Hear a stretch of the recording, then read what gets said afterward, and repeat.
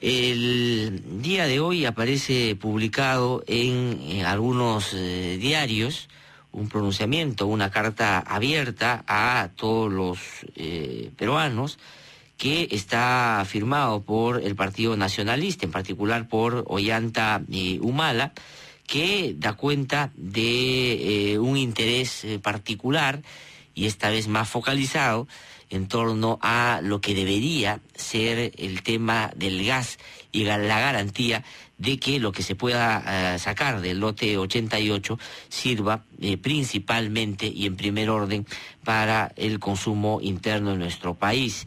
Dice este comunicado que no es suficiente o no basta la palabra presidencial, porque esta no es suficiente, ya que su gobierno no ha sido serio y no ha dado garantía en estos últimos años.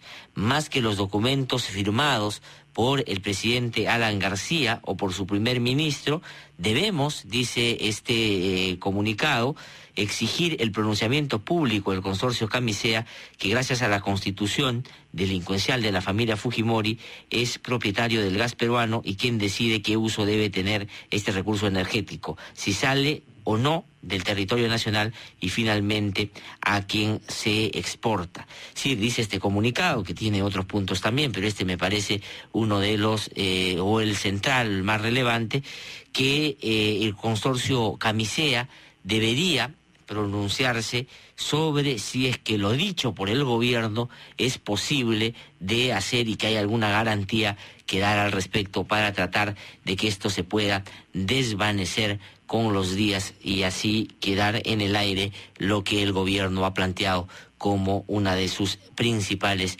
promesas en este tema. Esto ha aparecido en algunos diarios el día de hoy. Insiste entonces Ollanta Humala con el tema del gas. De hecho, ha estado recorriendo el sur del país planteando centralmente este tema. Son las 7:45 de la mañana. Me dicen que justamente estamos en comunicación telefónica con Ollanta Humala, líder del Partido Nacionalista, que entiendo está en Huánuco haciendo un recorrido por todas estas zonas y ha tenido la gentileza de a esta hora de la mañana responder nuestra llamada para conversar unos minutos. Señor Ollanta Humala, gusto saludarlo, muy buenos días. ¿Qué tal? Buenos días, ¿cómo están? Muchísimas gracias por atendernos. Nosotros bien aquí, pero usted me parece un poco resfriado por el recorrido por distintas zonas del país.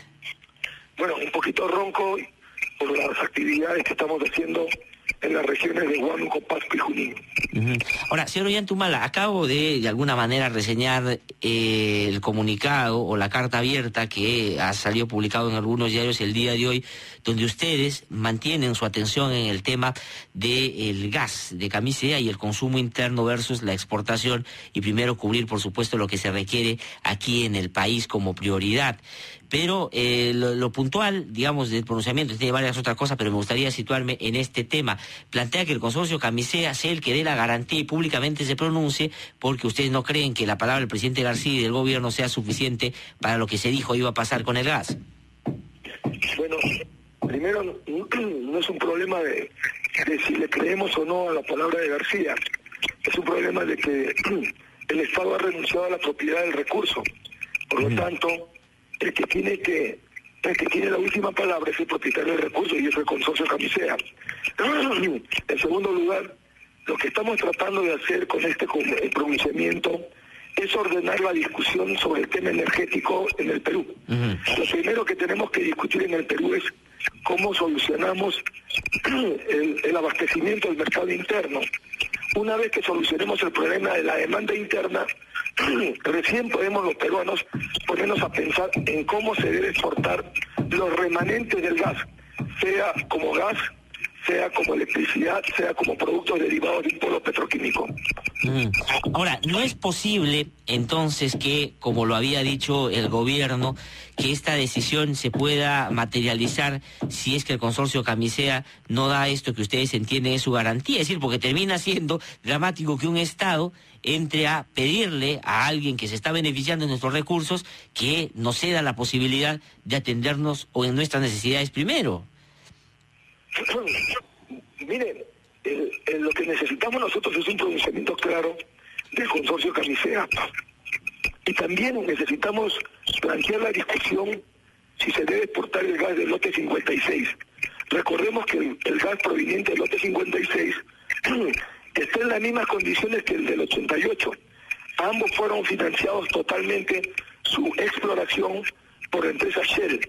Y por lo tanto, cuando se hizo el contrato Camisea, el primer contrato, el concepto era que tanto el lote 56 como el lote 88 debían ser destinados al mercado interno. Justamente la traición del señor Toledo es que abre las puertas a la exportación del gas del lote 56. ¿Y cómo lo hace? Vulnerando, obviando del contrato el concepto de seguridad energética por 20 años permanentes. Al obviar esa cláusula en el contrato Camisea, lo que estaba haciendo es quitarle menos reservas, menos demanda interna y darle pues el lote 56 al consorcio Camisea para que lo pudiera exportar. ¿Y esto por qué? Porque para el consorcio Camisea era más importante el mercado internacional que el mercado nacional. Y en esos momentos la disponibilidad de gas, como es ahora, es básicamente de estos dos lotes. Hablemos del lote 57 y del 58. Hay seguramente reservas de gas, pero no están en disponibilidad ahorita para ser exportadas. Lo que sí está ahorita en disponibilidad de ser exportadas son las del lote 56 y el lote 88. Y en estas condiciones nosotros creemos que ambos lotes que fueron pagados por la empresa Shell deben quedarse en el mercado nacional, como fue el espíritu y la letra del contrato inicial de Camisea. De acuerdo. Está claro el planteamiento en esta materia y ustedes lo han venido, hay que decirlo también, expresando desde el comienzo en esa dirección y han mantenido una consecuencia justamente en esa materia. Pero quería aprovechar también, señor Ollantumala, para preguntarle sobre otros temas. Decía usted hace un instante que no se trata de creerle o no al presidente García y al gobierno en estos temas, pero él ha hecho una afirmación el fin de semana y él lo ha reiterado. El 2016 quiere volver a ser presidente de la República. ¿Le cree en ese extremo? Es decir, ¿esa sí es una cosa que hay que creer al presidente? Yo creo que seguramente es de su intención, si lo ha dicho, es de su intención, ¿no? Y es legítima su intención, ya va 2 veces presidente y tiene pues todo el derecho a postular en el 2016. ¿Y eso le parece a usted un hecho a observar de aquí en adelante en el ejercicio de lo que le falte a su gobierno? Porque claro, él de alguna manera lo que ha adelantado con esa afirmación es que va a entrar en una campaña también de cara a ver que la continuidad que él entiende será alguno de los candidatos, pero en el próximo gobierno le va a dar la garantía de que él pueda regresar el 2016. Bueno, yo no sé por qué tenemos que esperar que el presidente de la República lo tenga que decir tan claramente. Si él ha dicho, en otras palabras, que va a hacer fraude en el proceso electoral que se viene, cuando le dice a la banca internacional, yo puedo impedir que Ollantumala sea el presidente de la República, yo no puedo decir quién va a ser, si es entre los candidatos que lo están apoyando y que están apoyando el sistema, el modelo económico, yo no puedo decir cuál de ellos va a ser el presidente, pero sí puede impedir que alguien sea el presidente. Lo que el presidente de la República ha dicho es que va a ser fraude, así, con esas palabras. Ahora, que haya una prensa adicta al gobierno, sumisa al gobierno, y no quiera resaltar eso, es una cosa. Pero yo creo que desde un principio estamos viendo que el señor García no va a ser una persona imparcial en el proceso electoral. Se va a meter con zapatos y todo en el proceso electoral. No sé si para que le hagan la camita para el 2016. No lo sé, eso habría que preguntárselo a él. Lo que yo percibo es que está haciendo esto para que alguien le cubra las espaldas, que es su lado más vulnerable durante el periodo del 2011 al 2016. Sí, y hay como, desde su punto de vista, claridad en quiénes podrían cumplir ese papel de blindaje de cara a los intereses del presidente García si fueran estos que usted está diciendo esta mañana. Bueno, yo no quiero dar nombres para no levantar susceptibilidades, pero creo que el ciudadano de a pie y usted con la inteligencia que lo caracteriza se darán cuenta que serán aquellos que en estos momentos le están apoyando al gobierno, desde el Congreso,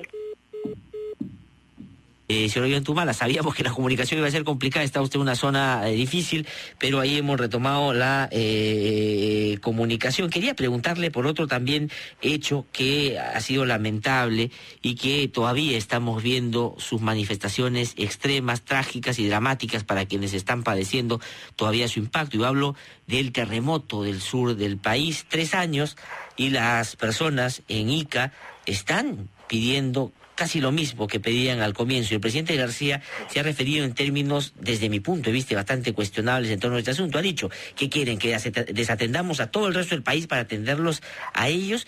¿Qué piensa sobre eso? ¿Por qué no se ha podido avanzar? ¿Qué hay ahí? ¿Qué le parece lo que ha hecho el presidente? Bueno, me parece un exabrupto, porque el Perú le tiene una deuda a Pisco, y acá hay una deuda en la cual el Estado muestra una ineficiencia y corrupción. Si usted analiza el presupuesto destinado a Pisco, esos miles de millones de soles destinados no han llegado a Pisco. Fíjese una perla nada más. Fíjese si se acuerda usted del concierto que hizo un artista peruano, Gianmarco. Sí, claro. Generó creo que un par de millones de soles. Y averigüemos si eso ya fue invertido en Pisco. Entonces, no es un problema de que no está la plata.